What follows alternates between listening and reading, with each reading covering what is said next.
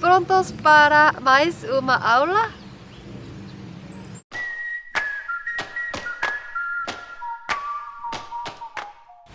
Oi, presta atenção que hoje a aula é foda. A gente vai falar sobre as partículas de tópico e de sujeito. Começando com as partículas de tópico, e n. As duas são a mesma coisa, só que a gente usa só no final de palavra que termina com consoante e n só no final de palavra que termina com vogal. Exemplos: to com a partícula fica to는. 선생님 com a partícula fica 선생님은. A pergunta que não quer calar: para que servem as partículas de tópico? Como o nome já diz, a partícula de tópico indica que aquela palavra é o tópico da frase, é o assunto principal sobre o qual você está falando. E quando é que a gente usa ou n? De forma bem generalizada, a gente usa ou n nas seguintes situações. 1.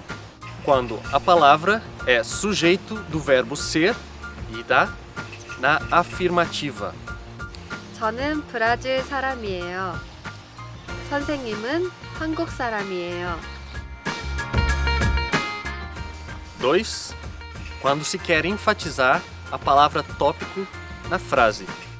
오늘은 박 선생님 바빠요. 오늘 박 선생님은 바빠요. 3.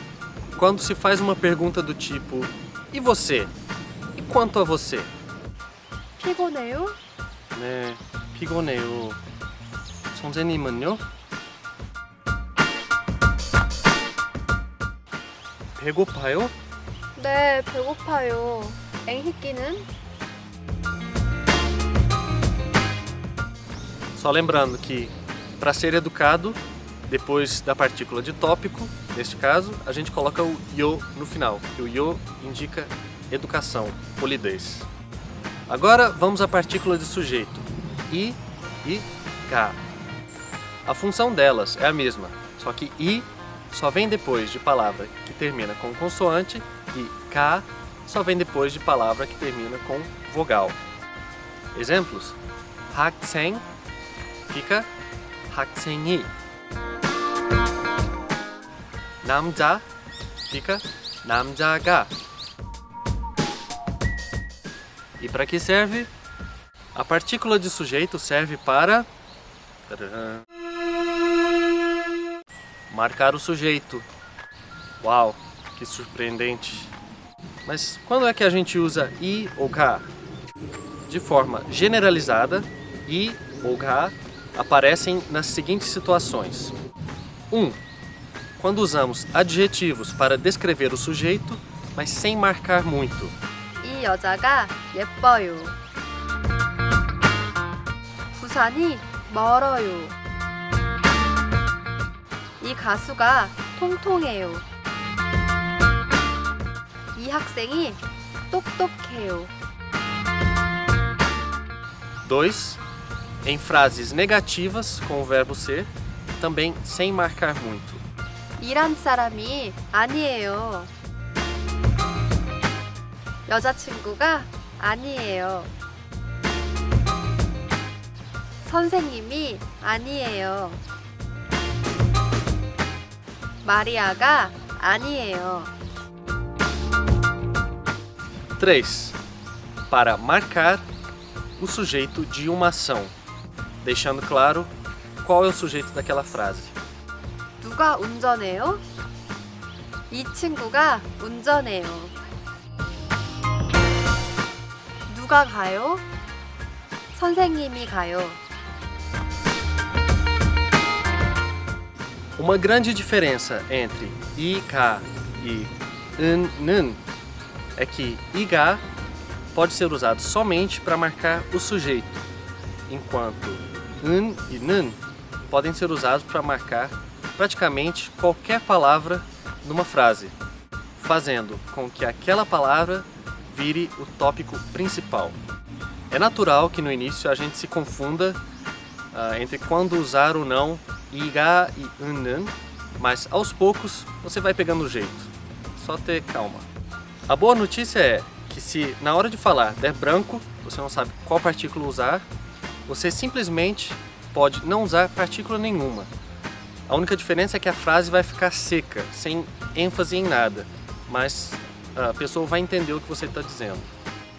Agora veja alguns exemplos para entender melhor como as partículas de tópico e de sujeito podem mudar o sentido da frase. 오늘 박 선생님 예뻐요.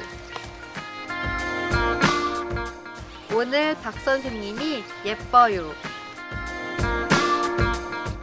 오늘은 박 선생님이 예뻐요. 오늘 박 선생님은 예뻐요.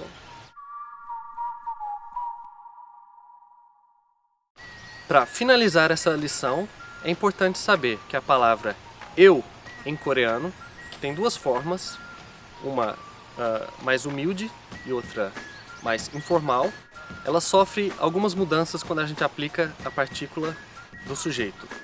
Por exemplo, a forma informal de se dizer eu é na. E a forma humilde é 저. Na com a partícula de tópico fica 나는. 저 com a partícula de tópico fica 저는. Mas se a gente colocar a partícula de sujeito, vai mudar um pouquinho a lógica. Na fica 내가. 저 fica 제가. Mas vamos ficando por aqui porque essa aula já está muito longa. Se essa aula te ajudou, dá um joinha aí e veja mais alguns exemplos no link na descrição desse vídeo. 안녕히 계세요. Tchau, tchau, pessoal!